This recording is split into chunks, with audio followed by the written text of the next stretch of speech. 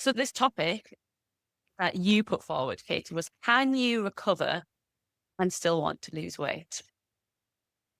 So when you suggested this episode, I was like, yes, I think that's a good topic. I think it's a really important topic, and a lot of people are going to want answers.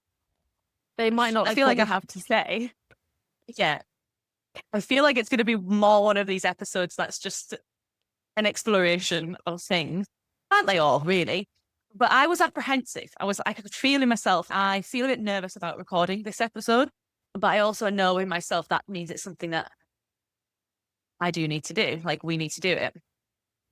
The reason I think I'm apprehensive is because I'm very aware that you and I both live in a straight sized body. This is literally the And first line of my notes. Privilege. yeah. And we were coming from a very heavily restrictive background as well, which not 100% sure for you, but for me, that did actually involve gaining weight and that was necessary. And even from that weight gain, I think both of us still sit not too drastically outside of the beauty standard in terms of body size. What is quote unquote acceptable, right? So I think I want to mention that from the very beginning to be transparent. You're going to be coming at this topic from that angle. And I would really like us in the future to perhaps have someone on the show and explore this topic and other topics as well with someone in a larger body and who's recovered into a larger body. Mm. Because although I've worked with people in larger bodies, so we might be able to draw on some of that experience, I don't have that lived experience. And I don't really think it's my place to entirely speak on behalf of people who are in large Yeah. bodies. So I just want to put that out there to be like, take what we share with that in mind. Mm-hmm. Yeah.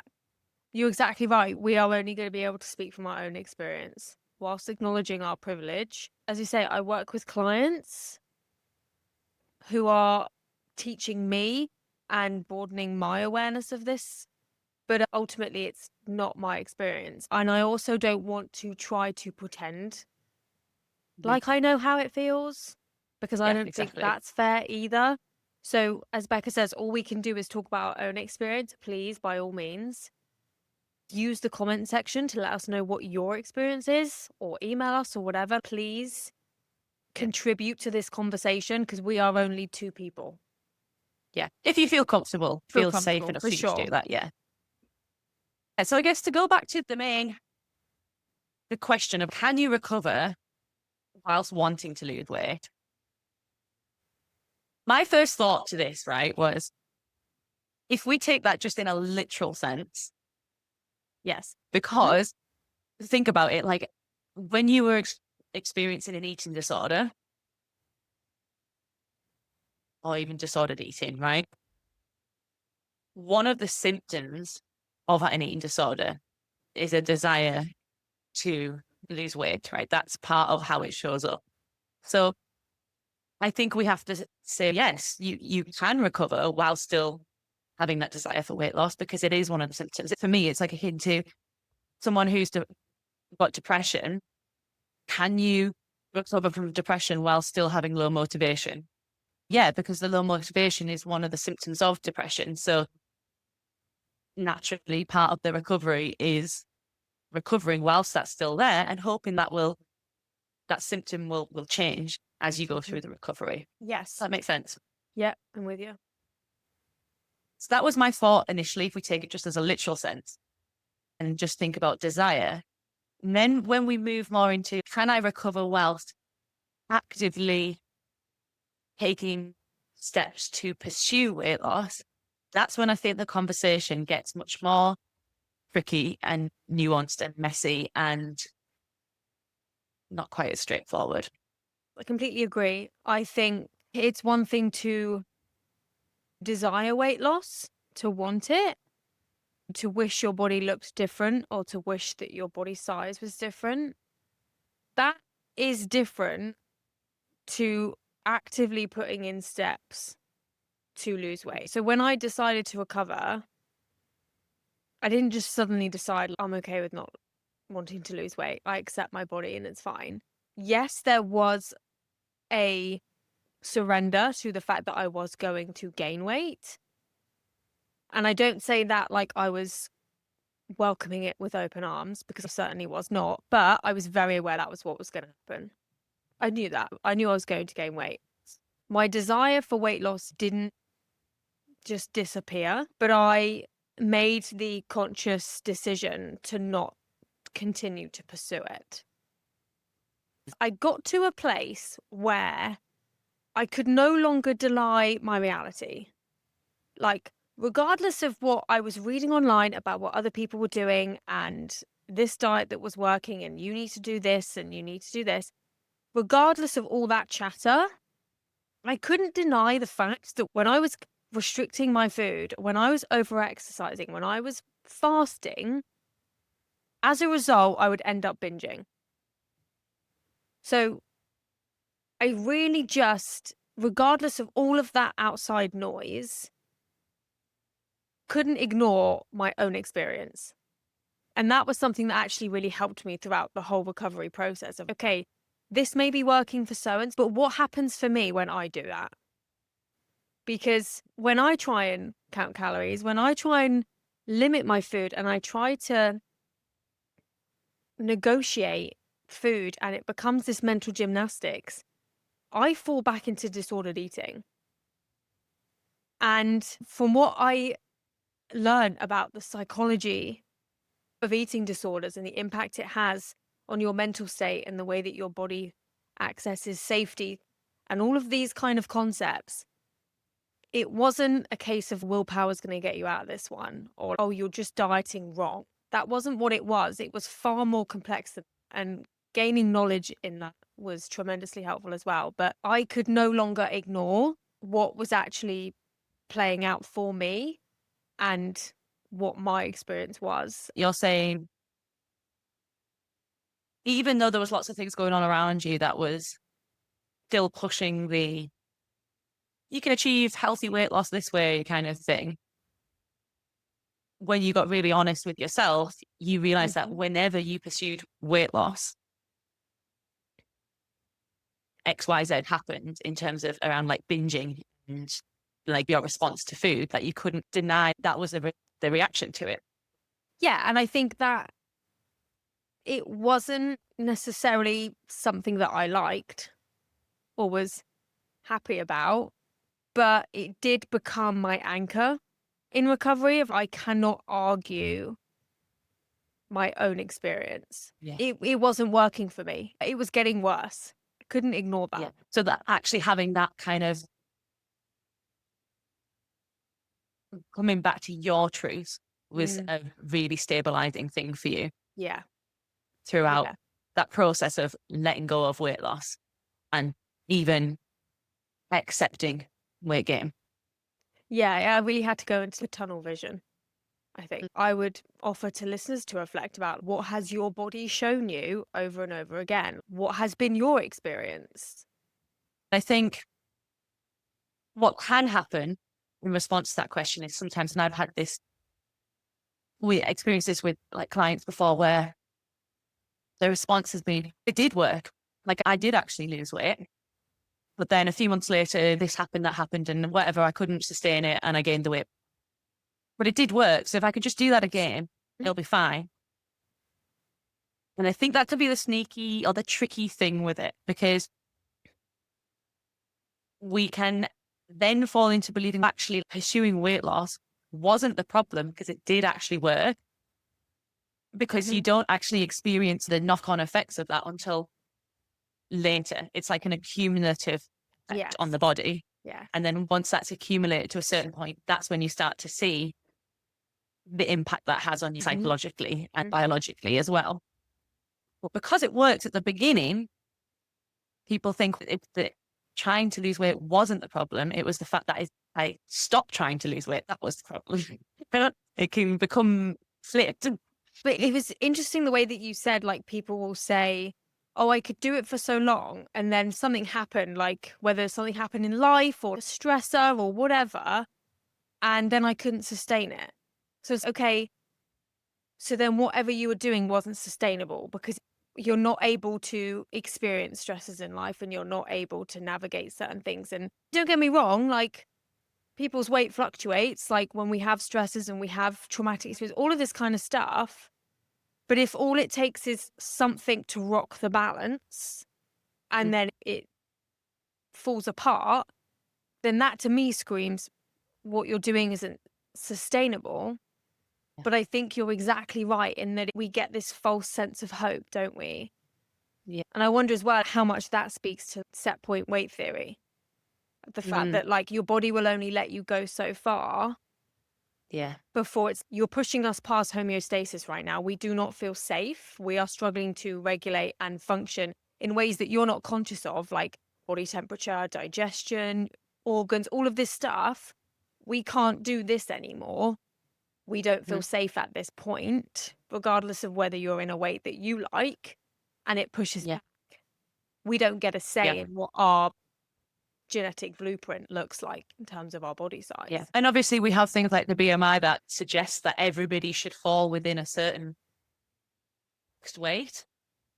But set point theory, like you say, is talking about your personal genetic Hmm. blueprint. So your set Yes. point might be different to someone else's set point. So if we go down the set point theory route, if your set point is naturally just genetically higher than another person's, then if you tip to the lower end of that, your body's still going to have the same reaction, even if, quote unquote, you're not underweight by like the BMI standard. Yeah. It's still the same process that you're going through as someone who is in a smaller body whose set point genetically is smaller and they fall to the lower end of their set point. Like in terms of actually how your body perceives that the same process is happening. Yeah. And I think this is something I was thinking about with this episode is to pursue weight loss. Like generally speaking, you need to be in a calorie deficit, right? You have to be consuming less than you need, right? And people may think I'm not, because when we talk about restriction, people may potentially think restriction means like something really extreme, really heavy, whereas even being in a calorie deficit or dieting is restriction to some extent. And along that line, people may say, actually, it's not a huge restriction. It's just a Mm. little bit, just X amount each day, or I'm just going to cut out this food or just cut this many calories. It's not a huge amount. And they may think, actually, that would be beneficial for me because I have weight to lose. I'm saying that in like bunny rabbit's ears for anyone who's not watching. But that is still a calorie deficit. So your body's got used to a certain amount of food and a certain amount of calories. And our brains are not actually like as evolved as we'd like to think they are when it comes to this kind of stuff. That if you've been eating X amount of calories for how many years, that suddenly changes, even though it's not a huge drastic change to create like a very instant sudden reaction in your body. If you repeat that like day in, day out, like the first day, your body's gonna be like, oh, it's food today. Fine. Happens the next day. Okay. It's all right. We can handle a few days with some less food. If that continues, your body starts to go, actually, hang on, we are repeatedly now not getting the same amount of food. That must mean that something around us means that we can't access as much food. Like food isn't as abundant as it once was. Potentially there's a scarcity of food. We could be entering in a famine. We don't know what's going on. So we need to panic a little bit here. And I think that's why the diet can be sustained for so long because the body can take it for so long, but not long term because it's still perceived as a threat by the body. And when that kind of biology is going on, it can be really difficult to do all the other stuff that you need to do in recovery, like challenging like your beliefs around like food and moralizing food and like your body and beauty standards and how do you cope with emotions and like self-worth and identity. All of this stuff is big stuff that you're doing. And actually, if you've got biology going on in the background, it's just making it so much harder for yourself. And any kind of attempts to bring in all foods and have like a neutral perspective on all foods, it's going to get hijacked because your body's going to come in and do its thing. Yeah. Yeah. The Fuck It Diet's really good. It's a really good book for kind of talking about this. if anyone hasn't read it, I would recommend. I know it's like a lot of people have read it, but I think it's a really good book for describing this kind of like the process that your body goes through with perceiving it as a threat and a famine. Yeah. I don't think you can create a neutral relationship with food so long as food is still somewhat conditional. If there's a but in there, if there are certain rules, and even if they don't feel like rules, it's things like I normally have 2 slices of toast for breakfast, but now I'm going to have 1. As you were saying, Becca, may not seem like big things, just those sort of sneakier things. Mhm. There is still that part of your brain that's we're not allowed 2 pieces anymore. So we can't have that. And so it does feel like a rule and it feels rigid. I spoke about it from like a biological perspective, what's going on with the body. How does it perceive that if you are like putting out these small things here and there? Like, how does your body perceive that from like a survival perspective? But I think you're also talking more now about the psychological impact that has on you. Yeah. If you have that rule, potentially you said, I'll have 1 slice of toast rather than 2. Now you're telling yourself that psychologically that can feel like you've lost some of your personal freedom and autonomy, because even though you're the one who's making that decision, it doesn't feel like you're the one making that decision. It feels like an external rule being imposed on you. Yeah, because what happens if you wake up and you have a slice of toast and then you're still hungry? If there's a part of you that's, I want to lose weight, then becomes the conflict of recovery calls for listening to your body. Recovery calls for honoring your hunger. But weight loss calls for eating less than what your body needs. You're at a crossroads, aren't you? And you can't do both. Some people might say you can do both. Their lived experience might be that they have been able to do both. Yeah, but like in that moment, you can't do both, can you? Yeah, in that moment.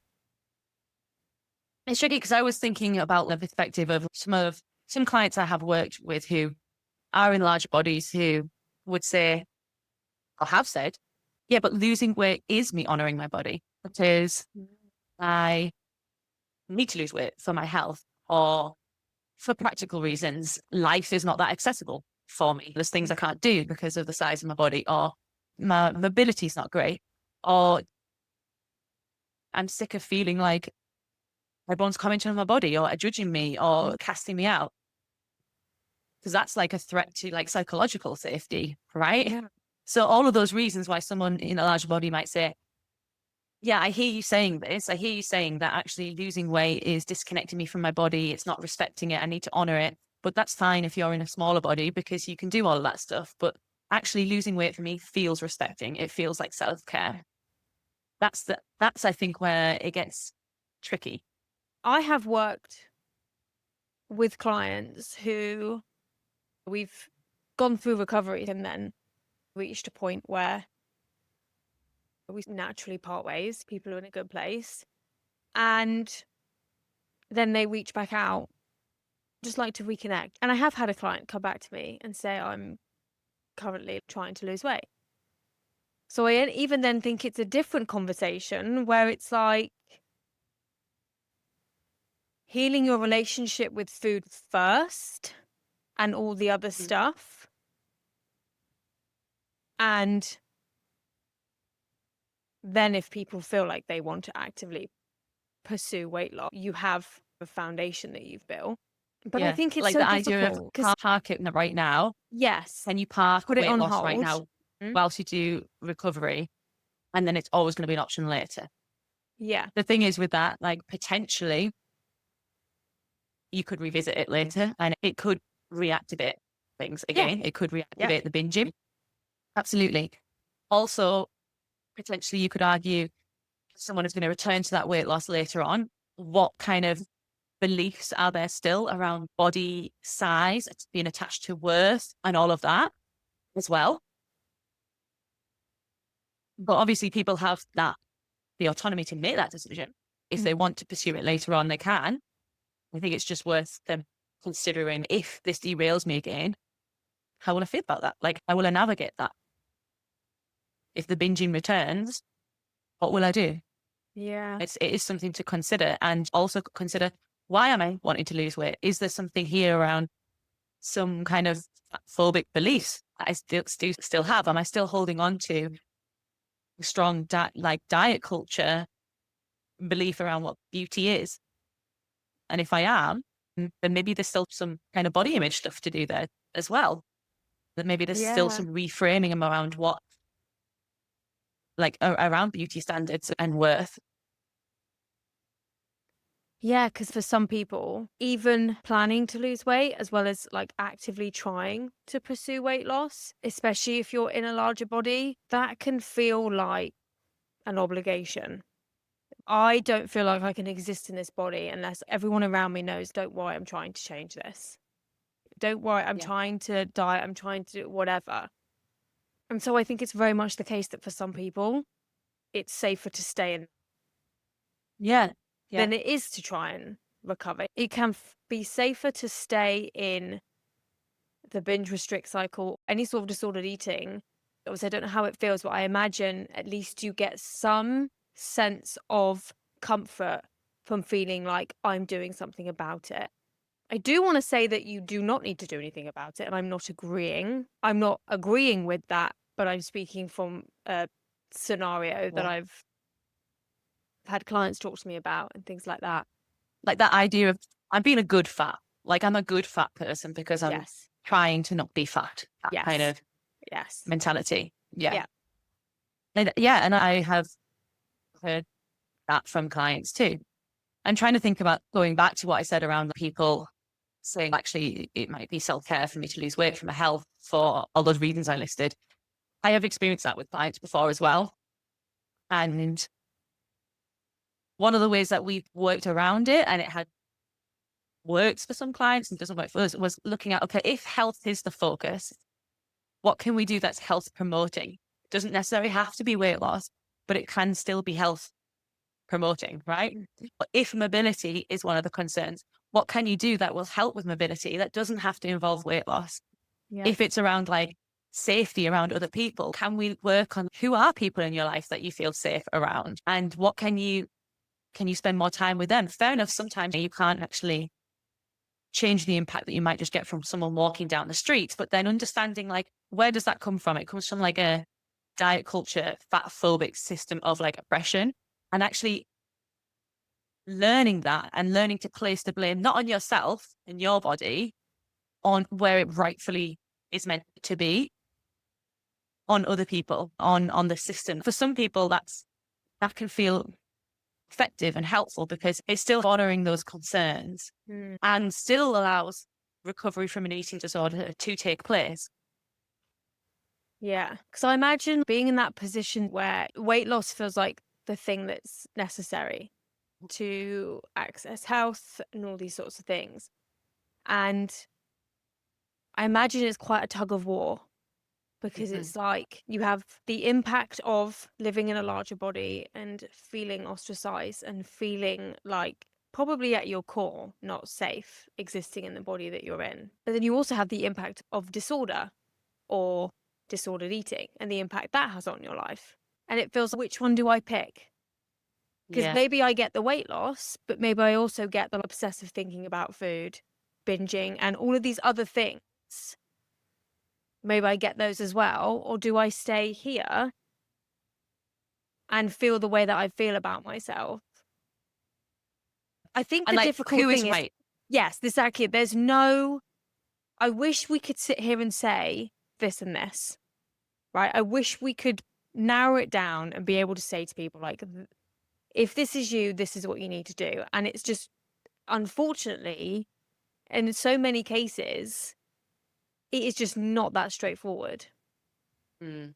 It's not. And you are battling, like you say, that there's different people's opinions as well, because there is the camp of like health at every size and like fat liberation and speaking out against weight stigma. And there's part of you that might be like, that appeals to me. Feels really, potentially really freeing, or that's new. It might absolutely petrify you as well. You might be like, nope, absolutely not at all. But then there's also the other side of people who are like, pushing like weight loss and the idea that obesity is a disease. The eye roll came from. Did you see the eye roll? I feel like that was a more valid eye roll than the eye roll when I The eye roll like that I gave to you. Yeah, sorry. That was a valid eye roll. Yeah. Fair. But then you have that side, and you're in the middle going, which one's right? Who's right? If I follow this camp and they're wrong, then I've wasted my time doing that. And but then if I follow this camp and they're wrong, I've wasted time and I don't know. Can I take a little bit of both? I'm not sure. What I would invite people to explore in that or ask themselves is, which camp have you been following so far? And where has that like gone for you? What's happened? How has that affected you psychologically? How has that affected you behaviorally in your food? You know, that I think that's an interesting question or a helpful question to ask yourself. Yeah, I love that. That's really good.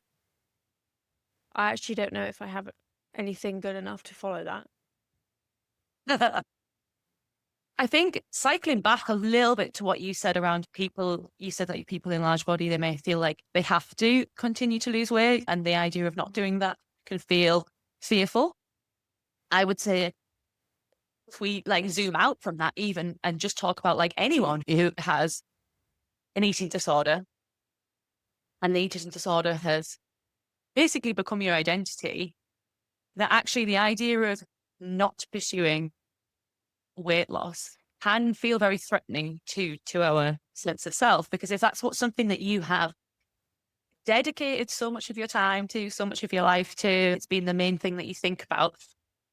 Who am I if I stop doing that then? If I'm not about losing weight from an existential perspective and wanting to cling on to the weight loss because it gives some safety in knowing actually who we are and what our purpose is here on earth. Once you take that away, it's scary, but then it can also be infinitely exciting too, because then you can create a whole new purpose, but it doesn't feel like that at the beginning. No, it certainly doesn't. Especially if you're going to have to, as a result, navigate uncomfortable conversations with family or friends where you feel like you're going to have to continue to justify your decision to no longer pursue weight loss. So not only am I unsure about myself, but now I've got everyone else questioning it as well. Yeah, I didn't do this, but Stephanie Michelle, you worked with Stephanie Michelle, didn't you, at one point? Yeah. But I know that she speaks quite openly about at one point in her recovery when she decided to commit to just going all in, that she actually emailed all of the family, didn't she? Yes. Say, this is what I'm doing. This is why I'm doing it. My body may change.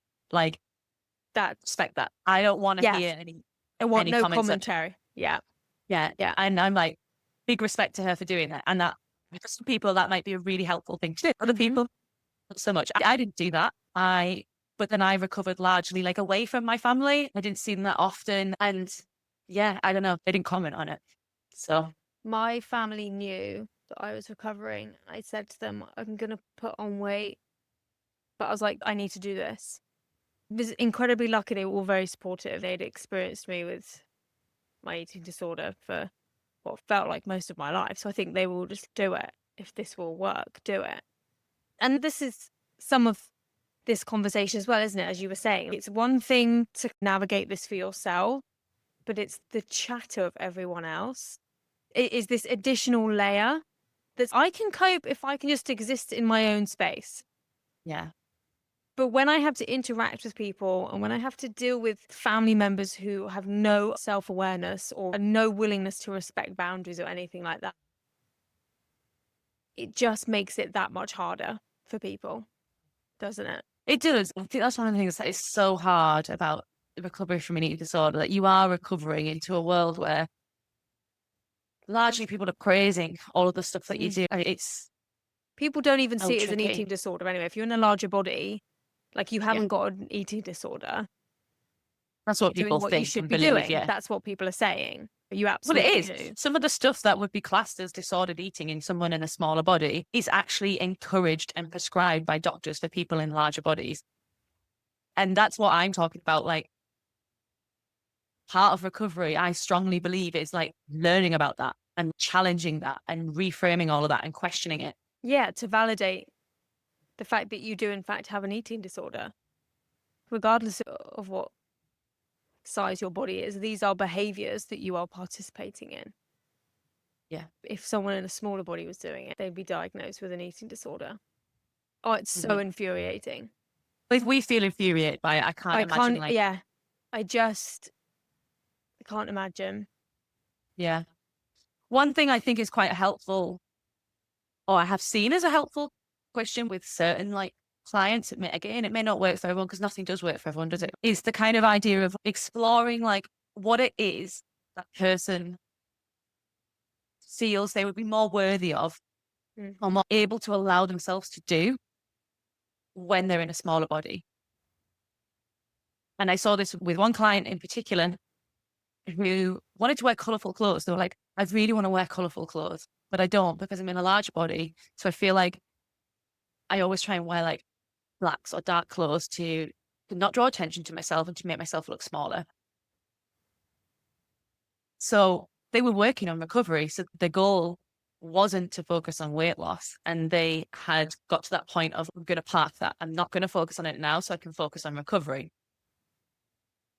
It was never something that was never going to be an option. There were still feelings around weight loss. There was still some thoughts that it's still an option for me to return to in the future if I want to. But right now, it's not the focus. And as part of that, we looked at building up that courage to start to wear colourful clothes in certain contexts where it felt safer. And she did it. And actually was like, I got so many compliments. Like so many people complimented me on my dress and how I looked. And like that confidence in her grew because she'd actually allowed herself to do that when it's something that she never thought she could do until she'd lost weight. And it was so lovely to see.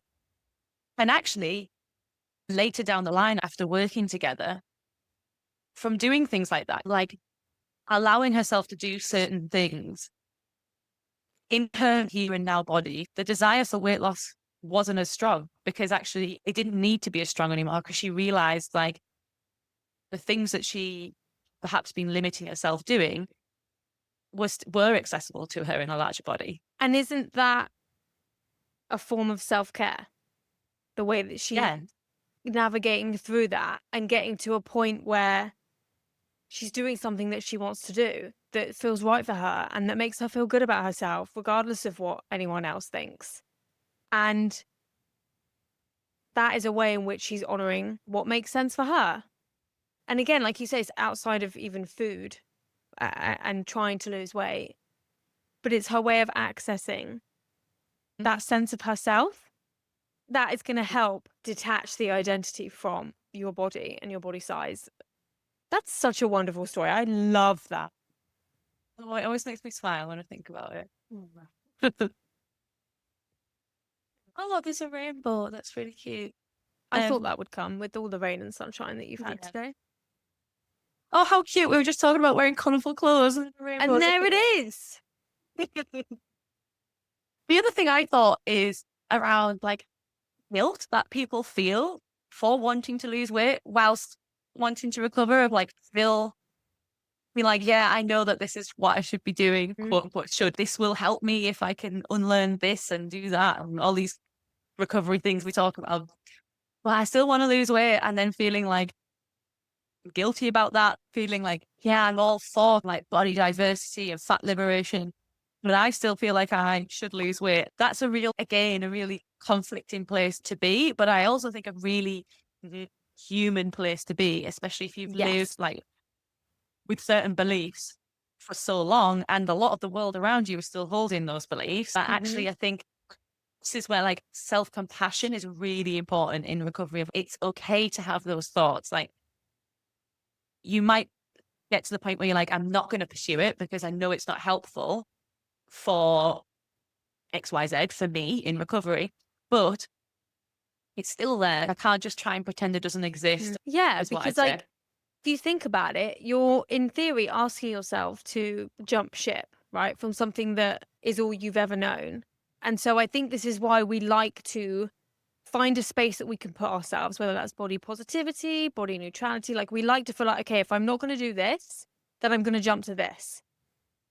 And this is what these are the beliefs that I'm following, this, all this sort of stuff, right? Because then I think we feel like we have a better sense of ourselves, don't we? Because if you're asking yourself to try and untangle all of the beliefs that you've had for as long as you've known, and it's, but now what? Where can I go instead? But maybe there's not a definitive place for you. Yeah. Maybe you don't really relate to this and that doesn't quite feel right. And so like within that is the option of picking and choosing. Like you don't have to put yourself into a box with which you agree of everything and you tick it. Kind of goes a little bit against what you've just said there. It's fine, do it. I think you can't entirely have one foot in each door. Mm. If you're going to focus on recovery, you can't be like, I think actively pursuing the weight loss will be really difficult. Yes. You could have the thought, but you couldn't have your foot in the door of actually doing it. Do you know what I mean? And this is where I think the online world can be very helpful in creating that place where you feel like you have found a place that you belong. So say you've decided, right, there's still desire to lose weight. Not going to pursue it because I need to focus on my real emotional relationship with food, all of the stuff that's going on for me psychologically around body image and self-worth, all that stuff.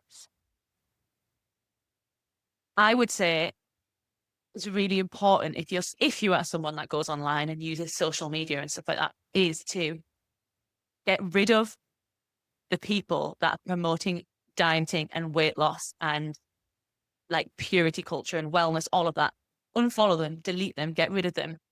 Because while you can still have that thought of weight loss, that's still valid. Show yourself some compassion for it. You don't need other people there trying to encourage that and reinforce that.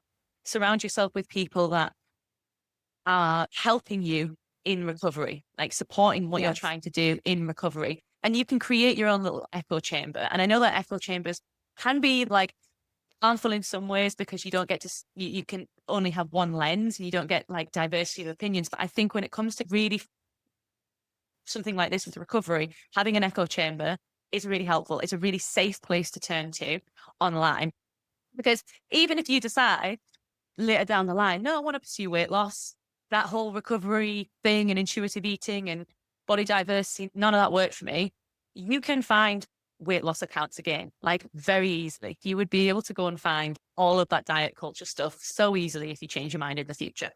Yes. So it's not like it's not like you're never going to be able to access it if you change your mind. But I think whilst you are in the recovery place, get rid of it. Agreed.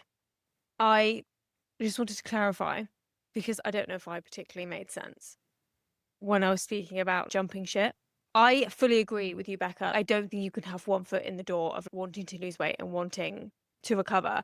What I mean is, like, if you're going to let go of weight loss and you're going to recover, I think there's the want to then find a different camp to go in. You know what I mean? Whether that's body positivity or the health at every size, but all of this kind of stuff that you think, okay, if I'm not going to follow this, if I'm going to do recovery, then I need to also put myself in one of these categories. Yeah, Does that make like, sense? it does make sense. What I imagine is a ship with a little like pirate on it who he like jumps off the ship and he wants to just land into another ship, but actually can't just land into another ship. He's got to land in the water and swim around in the ocean first. That's a bit mean, isn't it? That's how I imagine that. But that is how it feels, though, doesn't it? If I'm letting go of this, then I'm just going to be swimming along and trying to stay afloat for a little bit. Where the heck do I go from here? Yeah. And you might find the next ship and it might be like, yes, this is body positivity or fat liberation or whatever for me. And that's my thing. Great. You might not. You might actually go, do you know what? I got into a good flow swimming. I don't know what you say. You can't find a stride with swimming, can you? No, you can't. You can get a flow. Yeah. Like, we just love an analogy here. Yeah, I realized that And my brain works like that. But just what you were saying about one of the best things I did in recovery was completely clear out my Instagram, my social media following. And oh my gosh, the difference it made was amazing. And I found it helpful to like just follow normal people living in mid-sized bodies, larger bodies, just so that your brain, because we are so tunnel visioned on what we see online, that I think we think that everybody is in a thin body. But then when you go out and exist in the world, When you go to the supermarket or you go wherever, I can't think of anywhere else where I go that's not the supermarket. Speaks volumes, doesn't it? It's actually not the case, is it? You see so many different body types and so many and I even find it helpful to make a point of noticing that, not in a creepy way, not in a I'm staring at you kind of way. I can see all these people and we all look different and we're all existing in society. I think when we look on Instagram, we feel like only these certain people are existing. Yeah. It's actually not the case. Following as well, just normal people. Normal people who are living their lives, who are doing things in bodies that look like mine. And oh, if they can do it, I can do it. Just, I find it quite grounding because I find that brings me back to a sense of reality. It does go a long way in shifting your perspective on bodies as well, because when I was in my eating disorder and did follow all accounts of people who were in very small bodies, what I perceived as fat or larger body, I absolutely don't perceive it as that now. I perceive it as probably on a smaller end Yes. of someone's body. And it's really good enough. It's like my eyes have acclimatized to different people's bodies that, it's like really hard to put into words. No, I agree with you. Because from the way that my Instagram used to be, I felt like I was the odd one out, that I didn't look like that. Your world becomes very small, doesn't it? Yeah.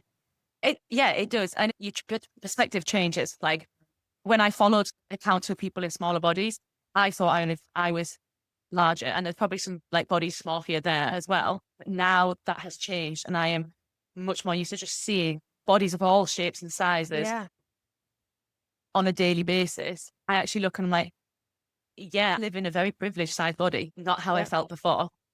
Yeah, I agree. And that might not happen to you. You might actually change all these bodies and look and go, yeah, I still am in a larger body. But you might feel differently about that larger body because you're seeing other people who look like you, enjoying their lives, living their lives, being healthy and happy. Yeah. I think that's a lovely place to finish.